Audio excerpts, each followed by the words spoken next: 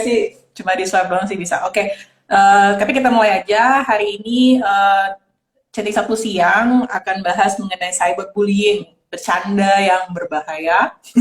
Nah, eh, mau nanya dulu nih sama sama Chris, kenapa bahas cyberbullying nih? Huh, pertanyaan menarik ya. Pertanyaan standar, tapi ini sebenarnya bikin kita kesel juga sih, gitu ya. Kalau ngelihat di beberapa sosial media ya, terutama, maksudnya banyak banget ya orang kok gampang banget gitu ya, menyebarkan entah foto, entah komentar. Banyak sih yang terjadi. Maksudnya sebenarnya itu udah mewakili cyberbullying gitu ya. Tapi kok kayak ya ada yang nepok tanganin, ada yang nge-like, ada yang ikut menyebarkan gitu ya. Jadi keresahan sih sebenarnya keresahan keresahan aku secara pribadi gitu ya. Kok gimana ya awareness-nya itu rendah banget bisa dibilang kayak gitu ya karena buktinya yang nge-like itu banyak banget gitu ya. Padahal itu kata-kata yang sebenarnya nggak perlu di-like menurutku gitu ya maksudnya. Atau bahkan disebarkan lagi atau foto misalnya ya nggak perlu lagi untuk ya udah kalau perlu di report kalau bahkan kalau aku gitu ya Hmm, misalnya hmm. kayak gitu. Nah itu nggak disadarin gitu ya. Bener sebenarnya ini sambungannya sama minggu lalu kan literasi tentang digitalisasi ini emang kurang kan di negara kita gitu ya terutama di Indonesia aku mikirnya gitu sih. Jadi kayaknya belum paham bahwa apa yang dilakukan itu bisa berdampak loh buat orang lain gitu ya. Misal nih contoh yang kasusnya yang terjadi contoh di artis saja deh gitu ya. Artis tuh juga Hmm. manusia loh gitu ya. Ketika ada komen yang negatif atau misalnya tentang anaknya aja gitu ya. Nggak ada salahnya sih anaknya kurasa gitu ya. Misalnya anaknya masih kecil atau apa, tapi ikut loh Hmm. gitu ya. Ke bawah-bawah Nah, itu ya. ke bawah-bawah. Ya itu yang maksudnya keresahan yang tiap hari lah. Aku lihat bukan hanya di artis aja, tapi mungkin beberapa orang yang aku kenal kok kayak gitu ya. Maksudnya bahkan mungkin orang yang punya pendidikan sekalipun ternyata nggak aware bahwa komentar negatif yang terus-menerus yang terpapar ya di wall lah gitu ya, apapun itu gitu kan itu nggak bener gitu loh ya gitu ya. Kalau kita ya yang kita orang-orang psikologi pasti tahu itu tuh termasuk cyberbullying loh gitu ya. Terus memposting foto orang dan memberikan rumor tanpa ada dasar dan seterusnya gitu sih Kak. Jadi kalau Hmm. ditanya kenapa ya karena kita ngelihat sih sebenarnya itu fakta dan memang terjadi di mungkin karena nggak ada kerjaan waktu COVID atau apa, I don't know gitu ya. Cari Tapi kerjaan. itu jadi nyinyir kan gitu ya, mungkin di Hmm. apa namanya wallnya dia, sosial medianya dia itu sih gitu. Gitu. Oke, jadi Nah, cyberbullying itu tidak terbatas hanya cuma apa ya memproduksi kayak tadi foto terus kemudian postingan, tapi juga ketika like dan juga men-share, menyebarluaskan itu lebih lanjut gitu ya, itu juga termasuk cyberbullying apa nggak? Coba kita bahas definisinya apa sih cyberbullying ini? nah, kan sebenarnya kalau dulu kan sebelum maksudnya kita kenal teknologi gitu ya, bahkan sebelum Mhm. pandemi itu sebenarnya cyberbullying udah ada sih gitu ya. Jadi kalau bully, ibaratnya kalau sederhana berarti cyberbullying itu kan bullying dalam bentuk digitalisasi gitu ya, menggunakan Mhm. handphone, komputer. Nah, apa yang sebenarnya bullyingnya yang terjadi saat ini yang pakai cellphone tuh apa? Jenisnya kan macamnya banyak gitu ya. Kalau dari William tuh ada 7 gitu ya, dari termasuk dari Fleming gitu ya, misalnya kalau ngasih pesan yang negatif merendahkan orang di grup misalnya gitu ya, atau menyebarkan foto dengan statement yang tidak menyenangkan atau crop-cropan lah Kak. Ini isu yang sering terjadi di kelas online Mhm. sebenarnya. Jadi lagi Zoom meeting atau lagi kelas gitu ya, classroom terus dia tuh lagi gitu di capture kemudian dikasih apa namanya komentar apa segala macam yang tidak Mhm. menyenangkan dan merendahkan. Nah itu kan termasuk ya kayak gitu dan ingat loh jejak digital sekali lagi udah terlanjur disebar mau ditarik tuh gimana cara nariknya. Kalau dulu kan kalau kertas ditempel di papan ya kalau sekolah zaman offline ingat nggak sih kita dulu juga kayaknya pernah ngalamin itu gitu ya ada fotonya siapa ditempel-tempel di majalah dinding gitu tinggal dicabut lah kalau online gimana gitu ya udah terlanjur disebarluaskan di grup ataupun juga mengancam secara pribadi termasuk ya kasih pesan merendahkan, memfitnah, itu termasuk juga cyberbullying sebenarnya gitu ya. Pelecehan, ya memberikan pesan yang melecehkan itu pun juga termasuk ya. Jadi pelecehannya secara digital gitu ya.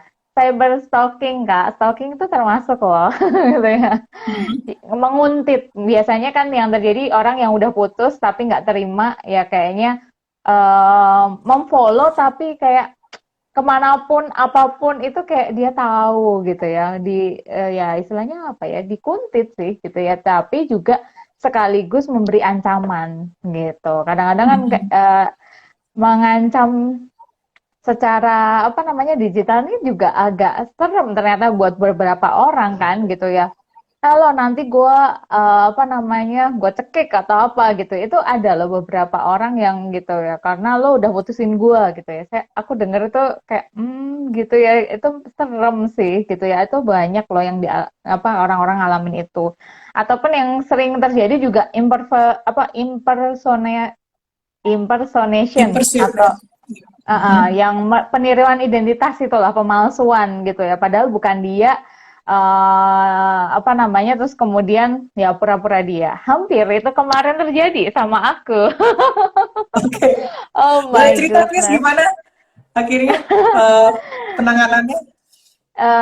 Ya udah tinggal di capture ya foto ke aku kan, memang fotoku tapi namanya bukan aku gitu, nomornya juga bukan nomorku gitu ya. Kebetulan memang udah kayak apa namanya, dua kali apa namanya, double security ya. Untuk di WhatsApp itu kan dia udah diajarin supaya nggak dihacker, jadi udah double security, jadi kemungkinan dia nggak bisa bobol WhatsAppnya, tapi dia pakai foto aku gitu kan, Hmm. fotoku tapi namanya bukan, nomornya bukan, terus menghubungi teman-teman kerja sih, baru awal-awal kayak gitu. Nah itu kan juga termasuk ya.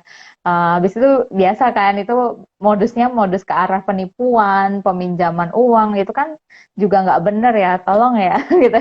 Bagi kamu yang punya nama kemarin, saya udah taruh itu gitu ya. Aduh sedih banget sih ada orang-orang kayak gitu ya, itu termasuk lah ya. Itu masih mending kan, cuman apa namanya, mungkin kayak gitu ya. Tapi ada loh, kan banyak ya sebenarnya akun-akun bodong. Nggak tahu, ngerti nggak ya Hmm. bodong, tahu kan dia nggak tahu itu punya siapa gitu ya, pura-pura atas nama, berani loh misalnya presiden gitu kan, nama itu juga ada kan pakai fotonya dia, padahal bukan Pak Jokowi. Kayaknya kurang kerjaan deh, kayaknya punya akun banyak banget gitu ya.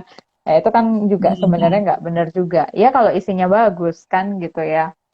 Ya, itu sih Oke. kira-kira, atau bahkan termasuk kalau di sekolah, sekarang kondisinya online nih ya, untuk anak-anak remaja ini kan banyak terjadi juga. Kan mereka punya grup. Nah, cara untuk membuli temannya adalah salah satunya adalah exclusion juga. Dikeluarin dari grup Hmm. misalnya. Nggak diajakin main bareng, padahal yang lainnya main gitu ya.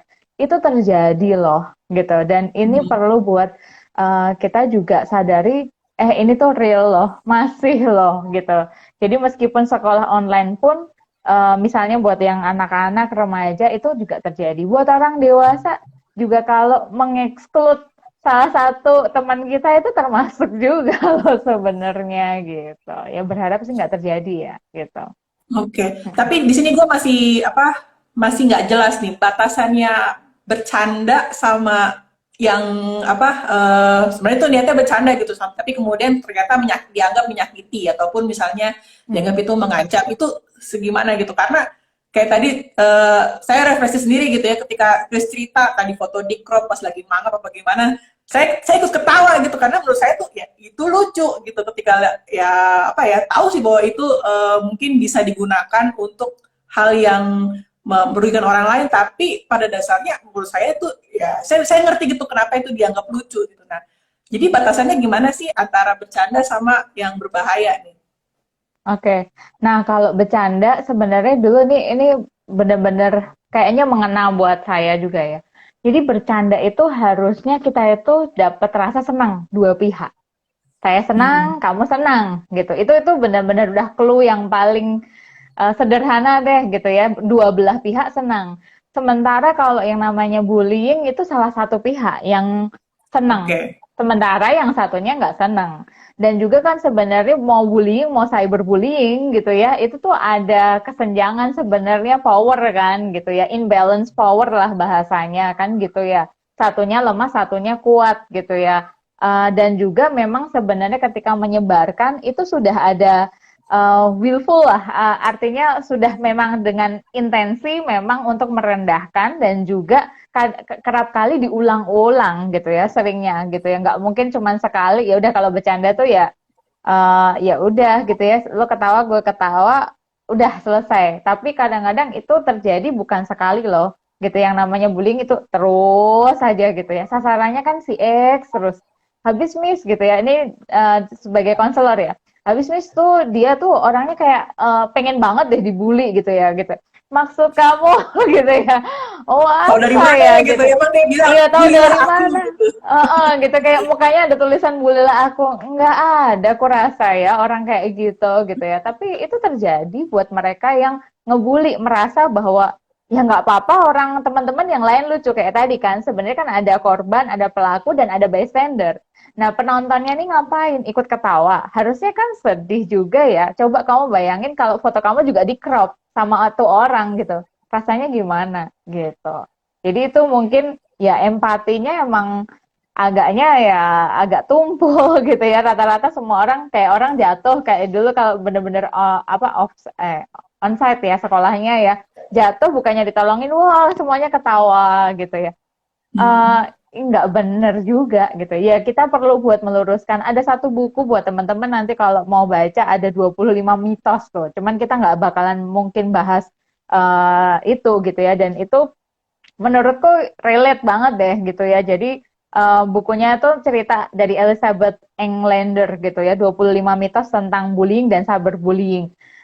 Kupikir juga itu terjadi sih di Indonesia, meski ini bukunya dari luar ya gitu ya, mitos-mitos yang hanya terjadi misalnya di sekolah, hanya terjadi ketika orangnya lemah aja. Meskipun tadi benar ya, memang ada imbalance powers, tapi enggak loh. Sebenarnya saya berbullying, bullying itu bisa terjadi sama siapa aja gitu ya. Sama presiden Even juga sama presiden bisa, sama psikolog juga bisa gitu. bisa. Siapapun gitu ya. Jadi bukan berarti ketika kita ini nggak bisa kayaknya siapa sih saya nggak bisa ngapa-ngapain. Wait, tunggu dulu. Itu bisa terjadi sama siapa aja. Bisa kepada suami, istri, anak.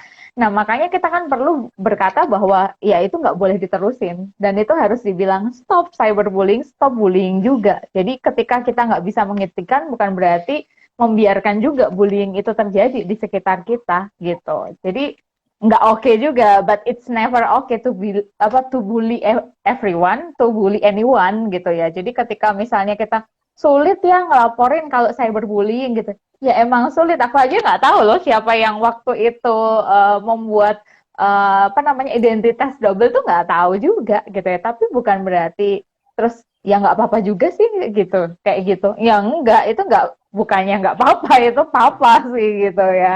Gitu sih Kak. Dan itu kan punya efek juga ya, bukan hanya short term, tapi emang Mhm. berdasarkan riset aku baca itu dan jurnal-jurnalnya itu long term juga loh gitu ya, secara fisik, mental, iya gitu.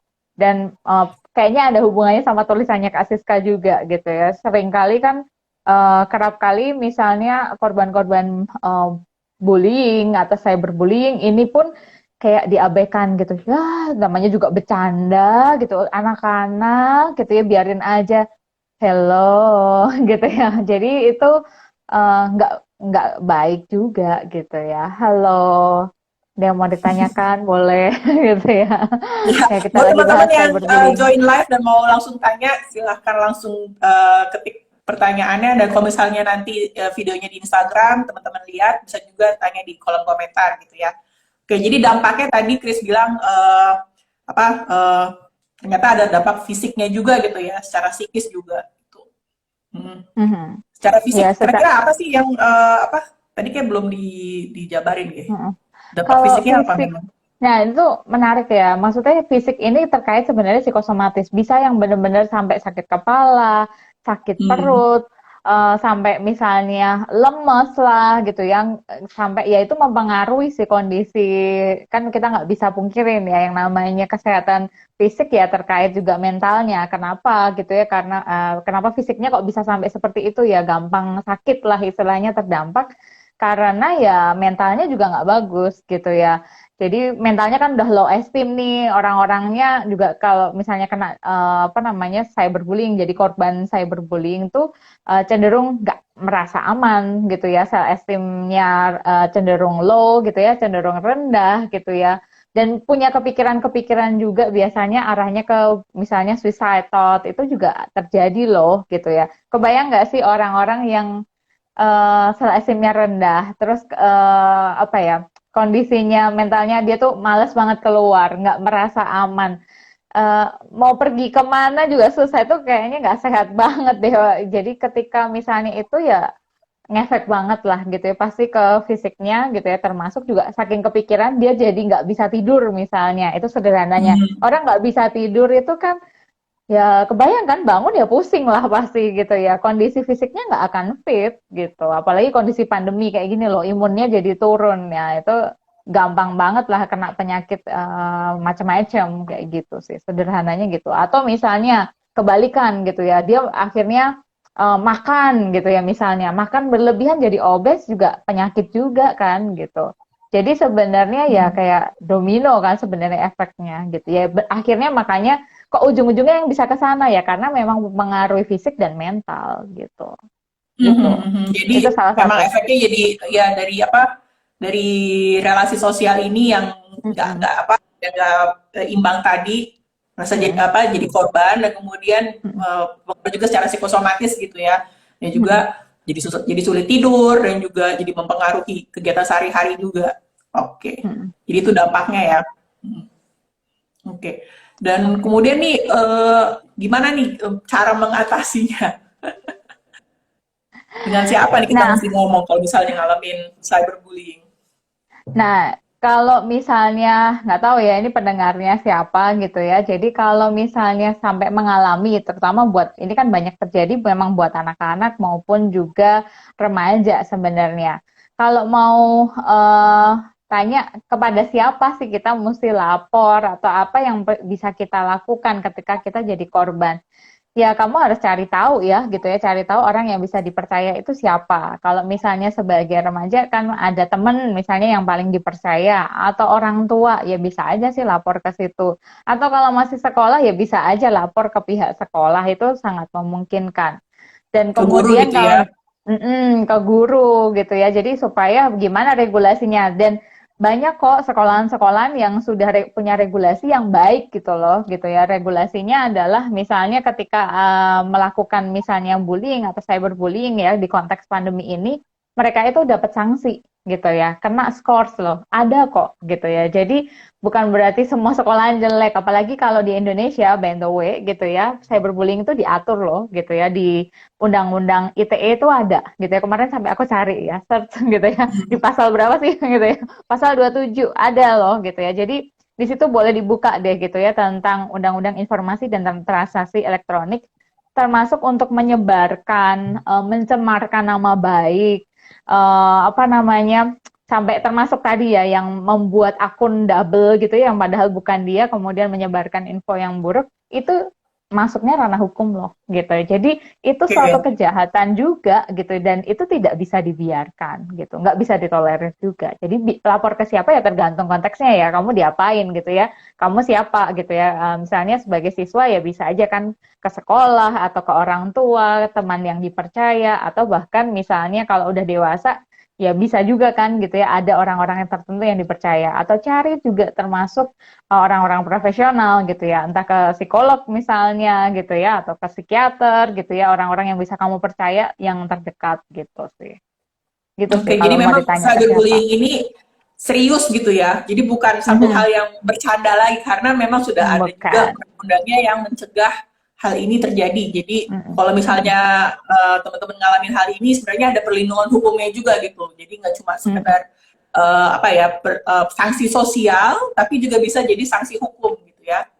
Oke. Mhm. Dan itu sudah dilindungi kok sebagai warga negara ya. Oke.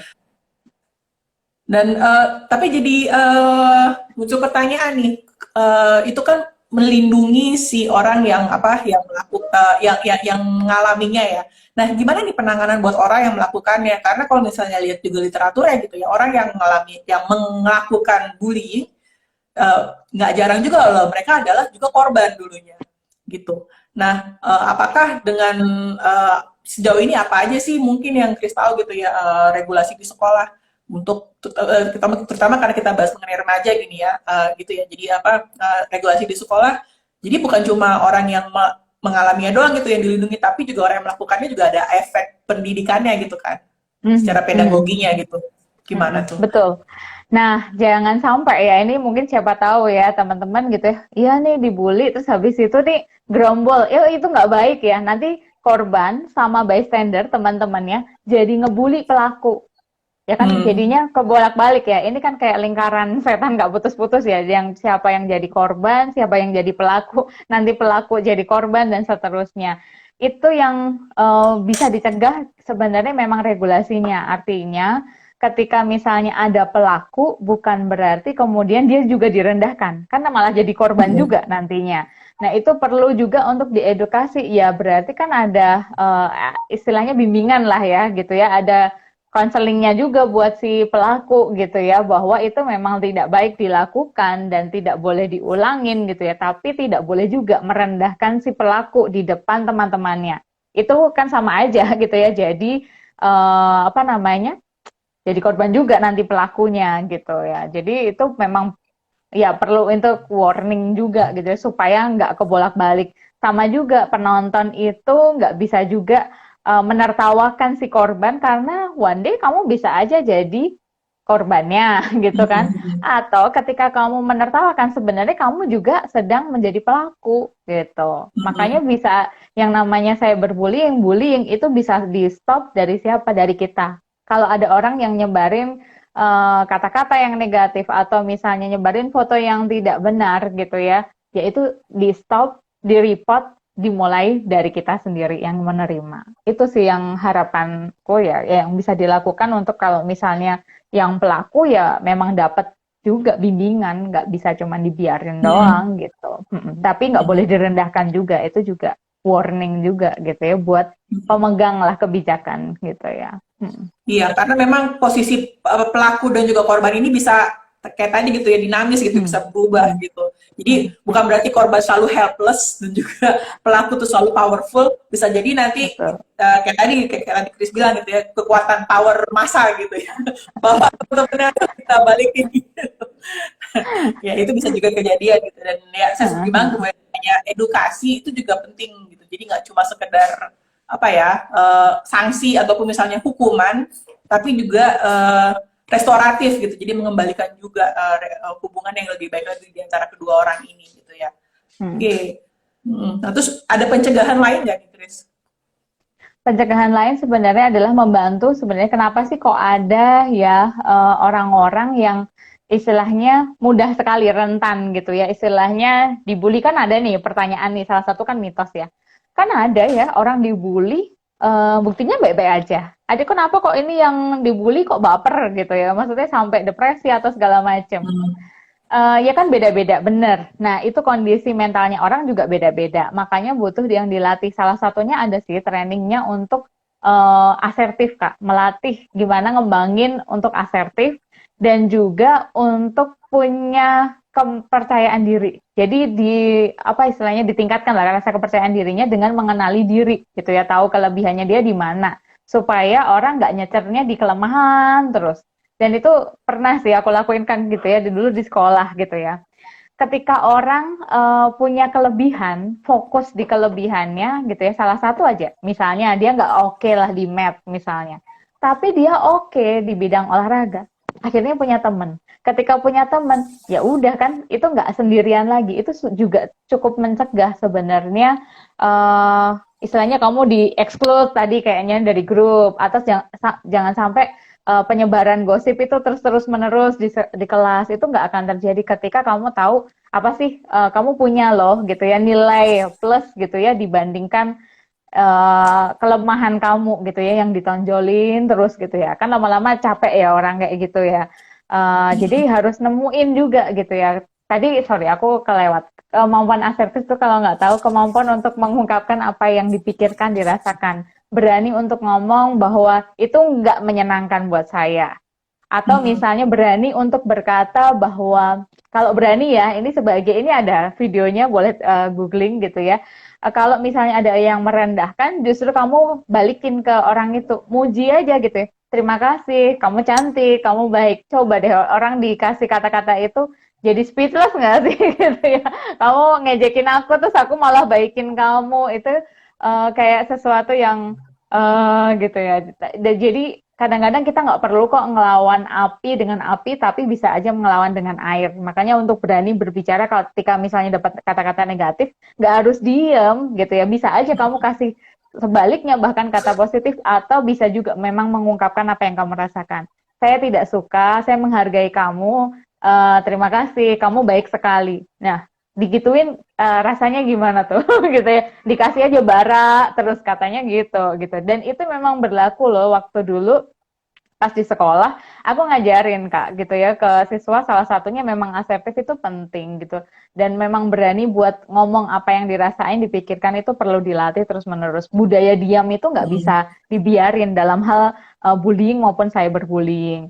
Lalu tadi kalau ngomongin yang self confidence gitu ya, self esteemnya supaya naik juga, ya harus digali potensi kamu di mana gitu, cari. Kalau udah punya itu sebenarnya jadi senjata kamu punya rasa percaya diri kan lebih gampang ya sosial skillnya. Mau nyari temen, akhirnya kan punya temen, ya kalaupun nggak punya temen dia nggak apa-apa, yang penting kan aku punya temen yang lain bisa curhat, ya udah survive gitu. Karena memang yang bermasalah biasanya korban bully adalah social skill-nya, yang lack social skill-nya kan, makanya butuh Mm-mm. ditingkatin itu supaya dia punya teman. Ketika sudah punya grup kak, itu kejadiannya ya itu tadi aku mesti kan sebagai konselor nyegah ya, jangan sampai nih jadi nanti pelakunya jadi korban juga kan gitu ya. Ini udah punya teman, maka aku ngingetin juga masing-masing orang itu punya teman gitu ya, dan teman enakan temenan daripada musuhan, bener gak sih? Ngapain nyari musuh, nggak usah dicari nanti ada loh gitu ya. Jadi gimana caranya kamu tetap bertahan bahwa memang ya udah nggak apa-apa loh. Dia berteman sama si A, B, C, yang ini berteman sama D, E, F, ya it's okay kan gitu. Nggak perlu yang saling berantem dan segala macam gitu sih. Jadi tidak akan Mm-mm. merendahkan, merugikan. Dengan punya rasa percaya diri, itu akan menolong dia juga untuk akhirnya bisa berelasi baik, punya social skill yang baik juga gitu ke orang lain. Kan biasanya kalau orang-orang minder jadi males kan bergaul, ngunci di kamar, tambahlah itu jadi korban lagi gitu. Itu sih yang bisa aku bagiin Mm-mm. ya. Oke. Iya, setuju banget tadi. Sebenarnya saya juga pernah dengar gitu satu perkataan bahwa kita sebenarnya ketika dalam satu relasi sosial gitu ya, kita melatih loh bagaimana orang lain memperlakukan kita gitu. Jadi kalau misalnya nih orang ngomong jelek tentang kita terus kemudian kita terima aja, terima aja, terima aja, ya kita melatih dia untuk terus-terusan ngelakuin itu gitu. Ada saatnya Hmm. di mana kita mesti ngomong stop gitu. Saya nggak suka akan hal itu, saya nggak setuju dengan hal itu. Jadi itu memang kejadian gitu di bawah memang benar gitu bahwa kita melatih bu kita sendiri nih yang melatih bagaimana orang memperlakukan kita gitu. Jadi memang setuju banget yang namanya asertif gitu. Jadi mengungkapkan apa yang dipikirkan secara pribadi gitu itu juga penting gitu untuk dalam relasi sosial. Oke, terus ya. Ya, kita udah bahas banyak nih mengenai cyberbullying. Kira-kira apakah ada pertanyaan dari teman-teman yang lihat secara Silahkan. live? Kalau ada pertanyaan, komentar, ada yang menjadi korban juga boleh gitu cerita. Aku pesan 3S, teman-teman ini sama aja buat Mhm. bullying maupun cyberbullying. 3S itu apa? Stop, speak up, stand up. Ya, jadi Mhm. yang namanya cyberbullying ya dimulai dari siapa? Dari kita, gitu ya. Stop itu, gitu ya. Kalau perlu blog report kan gitu ya. Kalau sekarang di beberapa sosial media kalau sesuatu kabar yang tidak menyenang bukan kabar ya, tetapi komentar yang menyebarkan fitnah, hoax dan segala macam kan bisa juga di stop, di report gitu ya. Dimulai dari kita. Juga kita berani untuk tadi ya udah diomongin gitu ya, kita ngomong gitu ya, speak up gitu ya bahwa itu nggak baik loh, nggak benar gitu ya. Jadi bisa belain juga, stand up itu belain orang yang jadiin korban tapi tanpa Mhm. membuat si pelaku tadi juga jadi korban. Itu juga nggak benar juga ya, gitu. Itu sih. Semoga membantu kita semuanya jangan sampai jadi korban dan juga jangan jadi pelaku. Dan jadilah Benar. penonton yang aktif ya. Aktif untuk menghentikan supaya cyberbullying tidak terus-menerus terjadi. Hmm. Salamlah sehat ya. Semoga kita sehat semua. Benar, kita mesti tetap sehat mental walaupun juga apa di dunia digital gitu ya, walaupun dunia yang mungkin berbeda dengan dunia ketemu apa tatap muka langsung, tapi tetap harus tetap sehat mental gitu ya, dan juga tetap eh, dalam relasi sosial juga sama seperti ketika kita ketemu dengan orangnya langsung gitu. Oke.